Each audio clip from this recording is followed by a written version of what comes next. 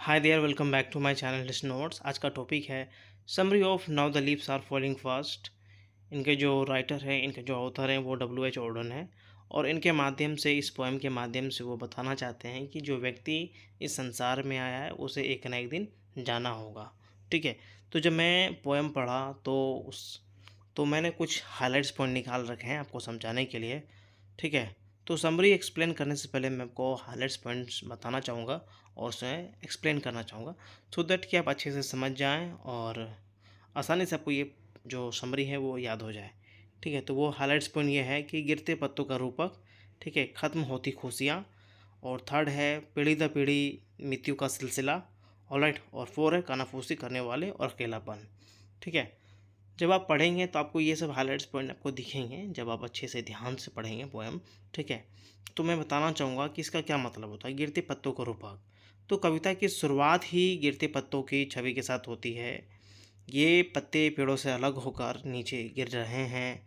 असल में इस बात का रूपक है कि हम इंसान भी उम्र के साथ ढलते जाते हैं और एक दिन इस दुनिया से चले जाते हैं, बिल्कुल उसी तरह से जैसे पत्ते पेड़ से अलग हो जाते हैं। ठीक है। सेकंड क्या हाइलाइट्स पॉइंट था, खत्म होती खुशियाँ। तो कविता में पेड़ों के नीचे के जो फूलों का ना होना भी एक महत्वपूर्ण बीम है। ठीक है। तो ये फूल खुशियों और खूबसूरती का प्रतीक है।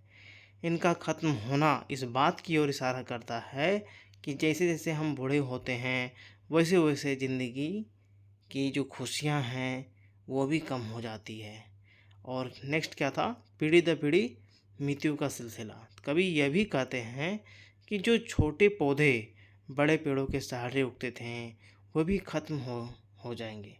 इसका मतलब यह है कि मौत सिर्फ बड़ों को नहीं ले जाती बल्कि छोटे बच्चों, युवा को भी ले जाती है। ठीक है। यह पीढ़ी दर पीढ़ी चलने वाली मृत्यु के सिलसिले को दर्शाती है। और लास्ट था कानाफूसी करने वाले और अकेलापन। तो कविता में कानाफूसी करने वाले और पड़ोसी और नर्स मृत्यु के दूत हैं। ठीक है। ये वे लोग होते हैं जो किसी इंसान को दुनिया से ले जाने आते हैं। ये बीम इस बात पर जोर देती है कि मृत्यु के समय इंसान अकेला होता है, चाहे उसके पास कितने ही लोग क्यों ना हो। कुल मिलाकर कभी हमें यह याद दिलाते हैं कि ज़िंदगी नश्वर नहीं है, एक न एक दिन हमें सबको मर जाना है। यह अक्सर निराश और अकेलापन का भाव जगाता है। ठीक है। तो बेसिकली ये बताते हैं अपने पोएम के माध्यम से, हर व्यक्ति अगर वो संसार में आया है उसे एक ना एक दिन मरना है। ठीक है। अब मैं आपको अच्छे से समझा देता हूँ लाइन बाय लाइन पढ़कर। W.H. Auden was a British American poet known for his unique style and themes of love, politics, and religion. His works include Funeral Blues and The Age of Anxiety.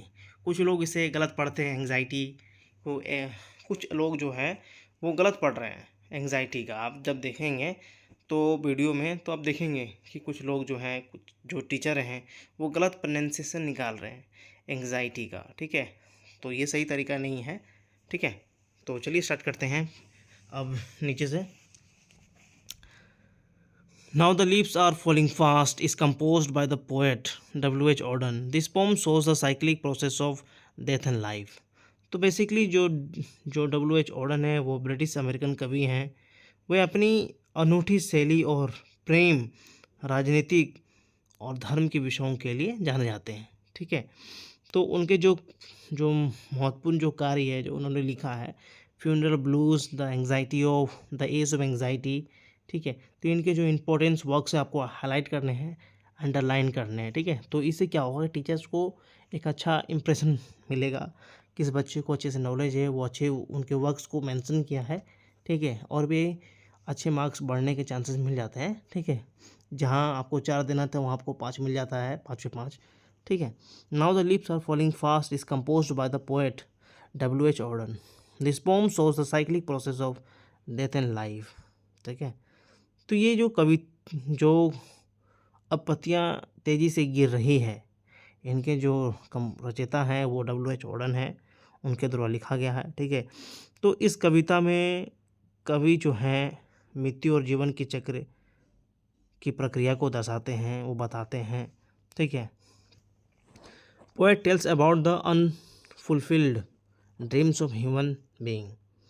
कवि मनुष्य के अधूरे सपनों के बारे में बताते हैं। Through the example of leaves, poet tells that on the one hand children are born, on the other hand death also comes to all. तो कभी इस जो है लिप्स के माध्यम से, पत्तों के माध्यम से बताना चाहते हैं कि जिस प्रकार जब एक बच्चा जन्म लेता है, उसी प्रकार जो है जैसे वो जन्म लेता है उसे भी मृत्यु आनी ही है। ठीक है। जैसे ही वो बच्चा जन्म लेता है उसे कभी ना कहीं मृत्यु आनी ही है। ठीक है। तो एक तरफ वो बच्चा जन्म लेता है, दूसरी तरफ मरता भी है।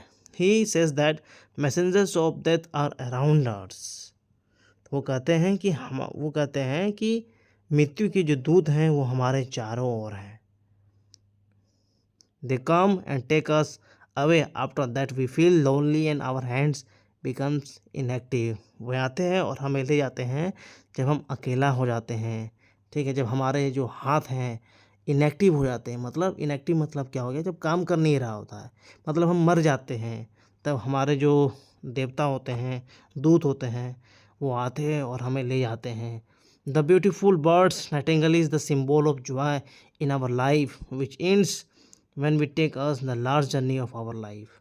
जो ब्यूटीफुल जो बर्ड, जो बहुत प्यारी जो बर्ड थी नाइटिंगेल, वो भी खुशियों का प्रतीक था। जब चिचहाती थी तो आनंद आता था, खुशियाँ आती थी। जब हमारा जो जीवन है वो ख़त्म हो जाता है तो सब कुछ व्यर्थ लगने लगता है, सब अधूरा सा लगता है, मानो कि हमारा जो सपना है, जो हमारा चाहत है, वो अधूरा रह गया। ठीक है। और DHWH Auden take makes us aware of those who shows false attitude of love.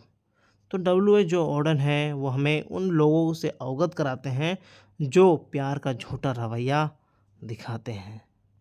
तो आई होप कि आपको अच्छे से समझ में आ गया। बहुत ही छोटा था और बहुत ही सिंपल था। So thank you so much for watching this video.